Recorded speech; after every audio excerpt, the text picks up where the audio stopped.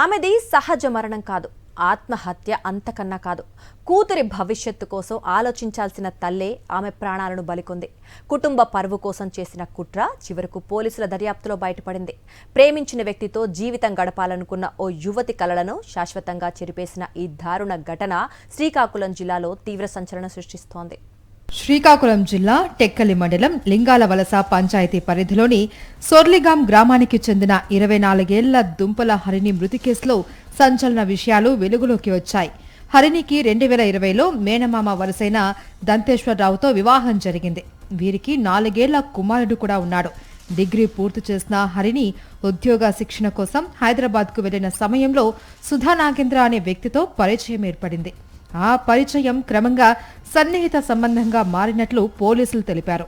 ఈ విషయం తెలుసుకున్న కుటుంబ సభ్యులు పలుమార్లు ఆమెను మందలించినప్పటికీ హరిణి మాత్రం సుధా నాగేంద్రను వివాహం చేసుకుంటాను అని స్పష్టం చేసినట్లు విచారణలో తేలింది. దీంతో కుటుంబం పరువు పోతుంది అనే భావనతో తల్లి విజయకుమారి, భర్త దంతేశ్వరరావు, మామ బలుసాకుల కలిసి హరిణిని హత్య చెయ్యాలి అని నిర్ణయించుకున్నట్లు పోలీసులు వెల్లడించారు. ప్లాన్లో భాగంగా విడాకుల విషయంపై పెద్ద మనుషుల సమక్షంలో మాట్లాడతామని చెప్పి హరిణిని సొంత గ్రామానికి తీసుకొచ్చారు. అయితే తనకు ఏదైనా ప్రమాదం జరగొచ్చు అనే అనుమానంతో హరిణి ముందుగానే సుధా నాగేంద్రకు సెల్ఫీ వీడియో పంపినట్లు తెలిపారు పోలీసులు. ఈ నెల 1న రాత్రి హరిణి నిద్రిస్తున్న సమయంలో తల్లి ఆమె కాళ్లు పట్టుకోగా మామ ఇనుప రాడ్డుతో తల వెనుక భాగంలో బలంగా కొట్టి హత్య చేసినట్లు దర్యాప్తులో వెల్లడైంది.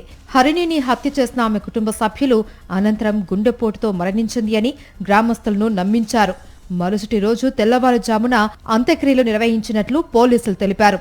హరిణి నుంచి ఎలాంటి సమాచారం రాకపోవడంతో సుధా నాగేంద్ర పోలీసులను ఆశ్రయించాడు. అలాగే వీఆర్ఏ రమేష్ ఫిర్యాదు మేరకు కేసు నమోదు చేసి టెక్కలి పోలీసులు లోతుగా విచారణ చేపట్టారు. సాంకేతిక ఆధారాలు, కుటుంబ సభ్యుల వాంగ్మూలాలు, ఇతర సాక్ష్యాలను పరిశీలించిన అనంతరం హత్య కుట్రను ఛేదించారు. ఈ కేసులో హరిణి తల్లి విజయకుమారి, భర్త దంతేశ్వరరావు, మామ బలుసాకులను పోలీసులు అదుపులోకి తీసుకున్నారు. హత్యకు ఉపయోగించిన ఇనుప రాడ్డుతో పాటు 4 మొబైల్ ఫోన్లను స్వాధీనం చేసుకున్నారు. తల్లేమో కాలు అనుమతించబడుతుంది, తాతేమో దీంతో అటెండ్ చేయడం జరిగింది. వీరిద్దరూ ప్రజెంట్లో ఉన్నారు. భర్త ఏమో ఈజ్ ఎంప్లాయీ.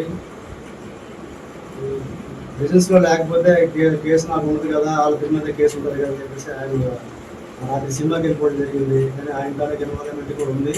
ఈ కాన్స్పిరసీలో చేసినటువంటి వివాహంలో అందరూ భాగస్వాములే, కానీ ఎగ్జిక్యూట్ చేసింది మాత్రం తల్లిను తాత ఎగ్జిక్యూట్ చేశారు. ఎగ్జిక్యూట్ చేసి చంపడం జరిగింది. తప్పటడుగులు వేసిన కూతురికి నచ్చచెప్పి దారికి తెచ్చుకోవాల్సిన కన్న తల్లే కుటుంబ సభ్యులతో కలిసి దారుణానికి పాల్పడింది. ప్రేమ, పరువు కోసం ఏకంగా కన్న కూతురి ప్రాణాన్ని తీసింది. హరిణి హత్యలో పాల్గొన్న వారంతా ఇప్పుడు చట్టం ముందు నిందితులుగా నిలబడ్డారు.